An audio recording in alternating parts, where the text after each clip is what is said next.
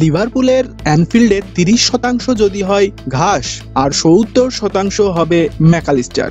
Argentine ডিফেন্ডারের জাদুতে মুগ্ধ পুরো অ্যানফিল্ডবাসী।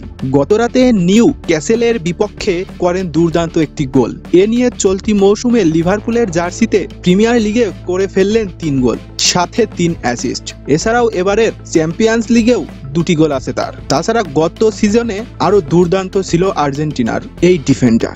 লিভারপুলের জার্সি জড়িয়ে নিজের প্রথম সিজনেই করেন 7 গোল ও 7 অ্যাসিস্ট। বলতে গেলে পানির দামে সোনা কিনে দিয়ে গেছেন ক্লপ। লিভারপুলে যোগ দেওয়ার পর এখন পর্যন্ত ধারাবাহিক পারফরমেন্স করে যাচ্ছেন তিনি। এই মুহূর্তে পৃথিবীর সারা 3 মিডফিল্ডারদের একজন। বলা যায় ম্যাক অ্যালিস্টারকে লিভারপুলের 10 নাম্বার রাঙানোর জন্য ভালো একজন প্লেয়ার দরকার ছিল। মূলত এই নম্বরটা যাকে তাকে দেওয়া যায় না, কারণ এই জার্সির আলাদা একটা ওজন আছে। তবে ম্যাকঅ্যালিস্টার যেই জার্সির ভার বহন করছেন, শুরুর দিকে অনেকেই ভেবেছে যে সে এই জার্সির যোগ্য না। তবে দিন যত গেছে ম্যাকঅ্যালিস্টার যেন সেটারই প্রমাণ দিচ্ছেন।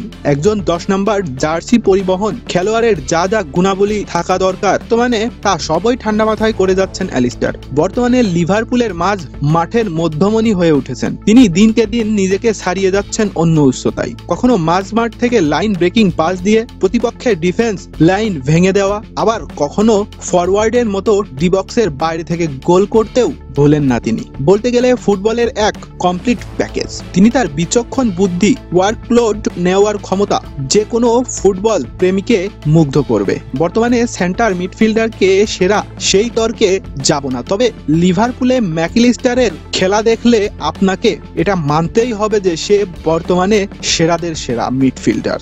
সাকিব আল হাসান, খেলা জুড়ে।